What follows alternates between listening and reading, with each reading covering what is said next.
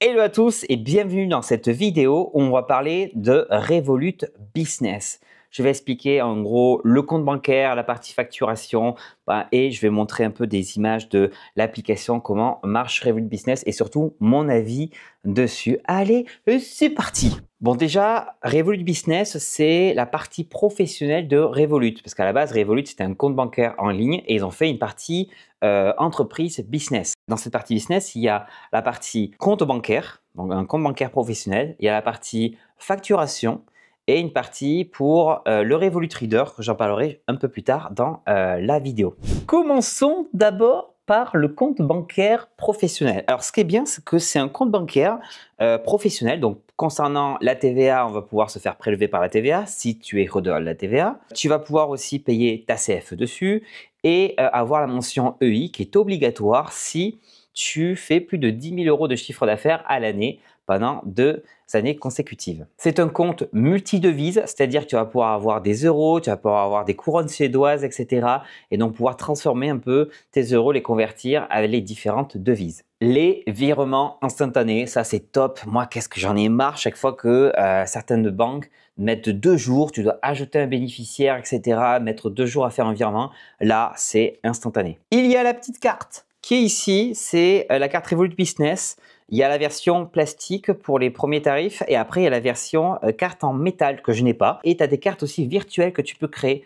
Les cartes virtuelles, elles servent à quoi? Elles servent à créer une carte qui va être éphémère, que tu pourras utiliser par exemple pour un site internet. Comme ça, ils n'ont pas les numéros de ta carte physique et tu pourras la désactiver quand tu veux. Et il y a la possibilité de se faire recevoir ou d'envoyer des virements Swift. Et Swift, c'est quoi? Ce sont des virements émis ou reçus en dehors de l'Union européenne. Par exemple, si tu as des clients qui sont situés en dehors de l'Union européenne et qui te payent pas en euros, c'est-à-dire en dollars canadiens, américains ou j'en sais rien en yens, ou alors payer demain si tu vas faire un virement à un client, mais c'est surtout si tu veux recevoir les paiements de tes clients. Et une dernière chose, le Revolut Pay, c'est comme l'Apple Pay, c'est comme le Google Pay, bref, tu peux payer directement. Tu peux mettre Revolut Pay sur ton mobile et payer directement avec Revolut Pay. Maintenant, parlons de la partie facturation parce que oui, maintenant, tu peux facturer directement avec ton compte bancaire et Revolut Business permet de le faire, donc faire des devis et faire des factures. Tu vas aussi pouvoir les envoyer par email, te faire payer via des liens de paiement. Donc, par exemple, quand tu envoies une facture,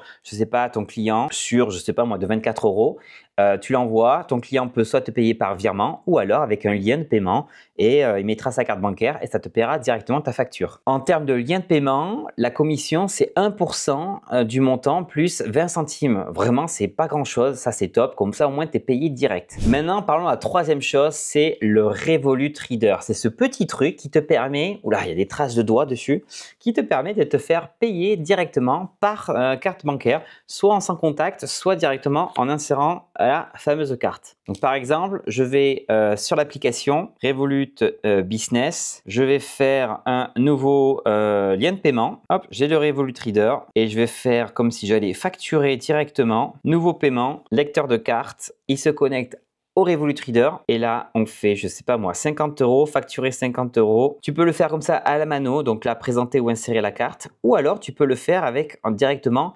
depuis le catalogue, nouveau paiement, lecteur de carte, tu as le catalogue avec tes différents produits, par exemple le livre de recettes, facturé, et hop, tu vas avoir les 30 € qui s'affichent sur le reader. Ce qui est bien, c'est que ce mini TPE, il n'y a pas d'abonnement, en fait, tu dois le payer une seule fois. C'est aux alentours d'une cinquantaine d'euros, mais il y a souvent des promos, surtout quand tu ouvres ton compte. Donc, il n'y a pas d'abonnement tous les mois. Le seul truc que tu payes, c'est 0,8% du montant directement si les gens payent avec leur carte plus 2 centimes. Et tu peux inclure aussi les pourboires dessus. Si les gens veulent laisser un pourboire, c'est tout à fait possible. Concernant les tarifs, il y en a deux. Il y a le Basic et le Grow.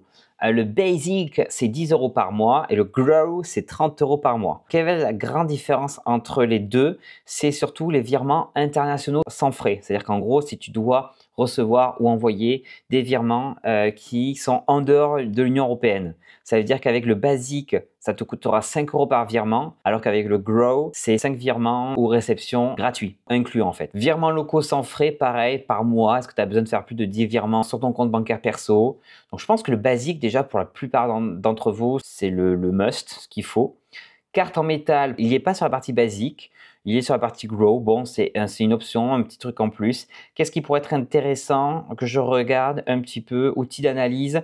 Si tu aimes bien me voir des statistiques, peut-être sur la partie Grow, donc à 30 € par mois. Faible frais d'acceptation. Il n'y a pas de différence sur les frais. Fonds militaire, ça ne te concerne pas tellement.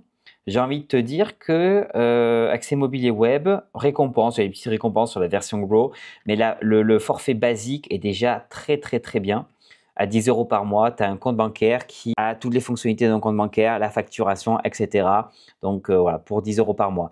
D'ailleurs, petite chose, tu as 3 mois offerts directement avec le lien que je te mets en bas de la description. Tu as un QR code qui devrait s'afficher pour pouvoir bénéficier des 3 mois offerts, que ce soit sur le forfait basique ou le forfait Grow. Bon, et maintenant mon avis, qu'est-ce que je pense de Revolut Business? Alors, c'est bien parce qu'ils ont enfin l'IBAN français. Ça, c'était un truc, ça fait longtemps qu'ils avaient à la base un IBAN lituanien. Là, c'est un IBAN français, donc ça, c'est génial. Bon, les multi-devises, ça peut être pas mal. Je pense que le compte, il peut être pas mal si tu vas travailler avec des entreprises qui sont basées à l'étranger ou si toi, tu es digital nomade, c'est-à-dire que tu as besoin de travailler à l'étranger, etc., ou tu es expatrié. Pour moi, ce compte, il est pas mal parce que du coup, tu vas pouvoir payer, par exemple, le coworking que tu vas aller ou autre, avec ta carte Revolut Business et du coup avoir moins de frais concernant les paiements hors zone euro. Une petite chose que je n'avais pas parlé pour les e-commerçants, c'est l'intégration WooCommerce et Shopify. Ça, c'est génial. Ça veut dire qu'en gros, tu pourras faire en sorte que les paiements que tu fais sur ton site WooCommerce ou Shopify, ils sont inclus sur ton application. Comme ça, tu pourras les voir directement.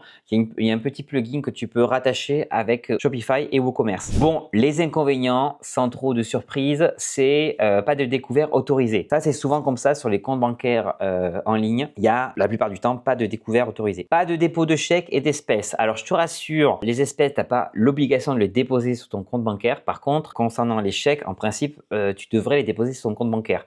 Bon là, il n'y a pas de dépôt de chèque possible avec Revolut Business. Vraiment, les frais de retrait, 2%. Donc ça, si tu as besoin de retirer de l'argent, mais comme maintenant, tu peux tout payer avec ta carte sans devoir retirer. C'est un inconvénient, mais c'est uniquement si tu as vraiment besoin de retirer des espèces avec ton compte bancaire professionnel. À qui je le recommande? Moi, je le recommande à toutes les personnes déjà qui sont fans des produits Revolut. Moi, par exemple, j'ai ma partie perso sur Revolut classique. Donc, si tu aimes en gros l'application Revolut, l'interface, etc., oui, le Revolut Business, ça peut être super intéressant. Si tu es à l'étranger, c'est-à-dire que tu vas te déplacer en mission pour aller voir tes clients ou alors tu es expatrié à l'étranger. Le Revolut Business, ça peut être bien pour les devises locales, etc., les virements SEPA ou les virements Swift, réception et virement, etc. Donc, ça peut être pas mal, digital nomade. En tout cas, merci beaucoup Revolut d'avoir sponsorisé cette vidéo. Je vous dis à très bientôt pour une nouvelle vidéo sur le micro. Salut, ciao!